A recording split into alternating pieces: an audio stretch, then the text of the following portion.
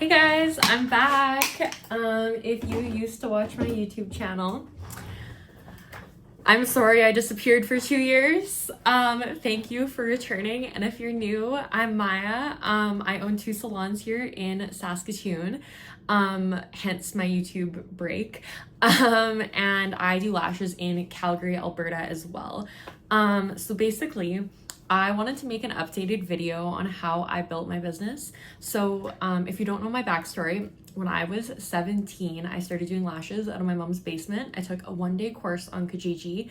It was a month after graduating high school, and I wasn't very good at it. I had to do some more digging on the internet and YouTube. This would have been in 2018 on how to get better at lashes, how to get them to last longer. And eventually I figured it out. It took me about 6 months, but I figured it out. And I was 17 doing maybe 5K a month out of my mom's basement, which was amazing. And I decided that I didn't want to go back to university, and this is what I wanted to do instead. See how far I could take this. 2018 was also a really good time to get into lashing. Not that there's ever a bad time, but with any industry, the earlier you get in it, sometimes you can kind of grow with the industry. And I think that that's something I was really lucky enough to be able to do. When I was 17,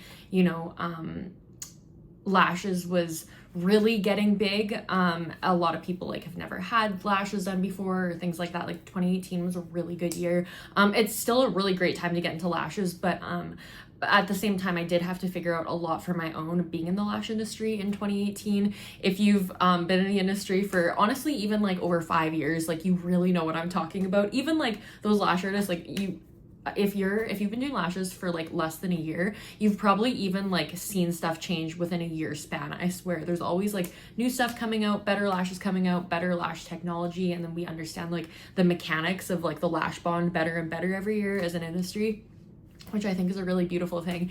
Anyways, I'm yapping. So when I was 18, I was starting to do 8K a month. And then when I was 19, I'm doing 10K a month just lashing from home. This was also during COVID. So I shut down for 2 months or whatever, in Saskatchewan. I think we had to shut down for 2-3 months in aesthetics. And I was luckily still living at home. I had money saved up and I moved out during the lockdown. So I was ready to go after the pandemic. So I was 19, I was doing 100K out of my own apartment, and I was starting to teach training at that point, private one-on-one. I've been doing lashes for about 2.5 years. And then just after my 20th birthday, I hired my first employee, rented an office space in Saskatoon, gave all the clients to my employee, and I went to BC for 2 months. I followed a boy there. And I was 19 also. And then I was doing lashes out there, kind of barely. I didn't have a Google My Business account, which is what I would have changed going back. So I could have at least been lashing more there, because I found it hard to get clients, but it wasn't due to the area. It was due to that I didn't know how to market to that area where I was used to Saskatoon, where I knew everyone. Anyways, then I came back to Saskatoon and I did lashes in that office space too, alongside this employee. And then I moved into this first salon. So this is the place that I'm filming this video out of. And it was a really big space. It was actually an extension of a law office that's currently still in the strip mall. So there's 4 units in my strip mall. So I'm 2 of the units in the strip mall. So I'm literally half the strip mall, which is so cool. But basically I rented out a place in a strip mall that used to be a law office. So there was a boardroom, which is now our waiting room. There was a few really large closets, which actually I'm in one of them right now. I turned it into my lash room. It's 6 feet by 12 feet, which is great for lashing. I mean, both salons are mine. I don't need the biggest room. I actually have the smallest room of both salons.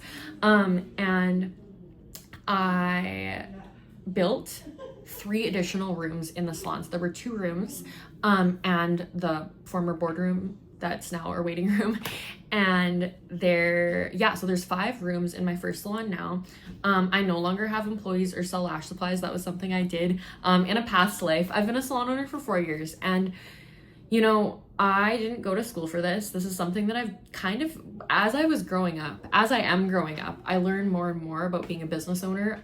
Both my parents are business owners, so this is kind of like my background. Like I grew up going to trade shows and stuff with them and watching them run small businesses around the same size as mine right now, which is really cool. But I got out my little sign for you guys. Well, this used to be outside my first salon, like on top of it, but since I've changed it to just say Bay 2 because my business has changed since I've had this place for 4 years. Like now I sublease to independent businesses. So I took down my business sign.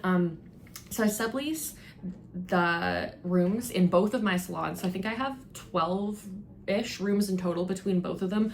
The reason I say ish is I have some really, really small rooms that sometimes I never even like rent out. Yeah, okay, actually no, this is the third smallest room now that I think about it.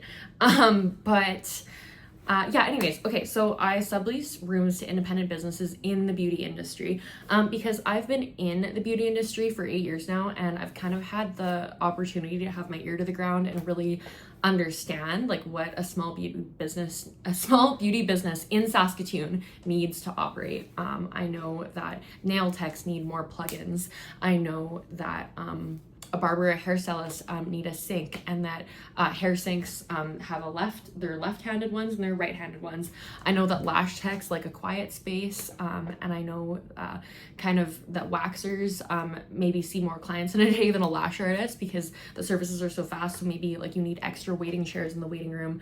And then I also know that I'm in a really good location of Saskatoon for getting a personal service done that could be up to 3 hours, like lash extensions or hair. So that's how I decided to open up a second salon. Is another unit in a strip mall became available, and I was like, well, I'm doing well with subleasing the units in my first salon. I should lease that space too and build more rooms there, and then I should be able to profit a little bit off of each and then have my lashing income as my primary source still. So that's what I did 2 years ago. So I would have been 22. I'm 24 now, if I didn't already say that. When I was 22, I signed a lease for there, and then I asked permission to build I think 3 rooms, and then I divided a room, so I technically built 4 rooms. I had to add an extra door. And then I ended up turning a shower into like a locked closet, which was kind of cool. And it's really fun doing renovations and like getting to plan out kind of what you want. A big question I get asked all the time is, how did you decide to build rooms instead of just having lash beds beside each other?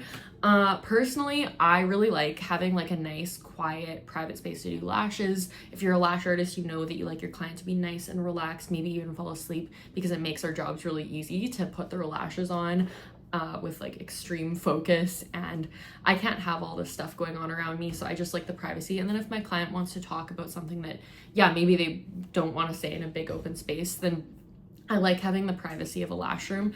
And that's kind of been the theme between both salons. I've just kind of tried to create like a good place for people to operate their businesses, their small businesses, and yeah, that's how I built my business. That's how I owned 2 salons at 24. That's how I opened my second one at 22, my first one at 20. And I will be more active on YouTube in 2025. I'm manifesting it. Thank you so much for watching. I hope this video was helpful to you in some way. Good luck to you in your business in 2025.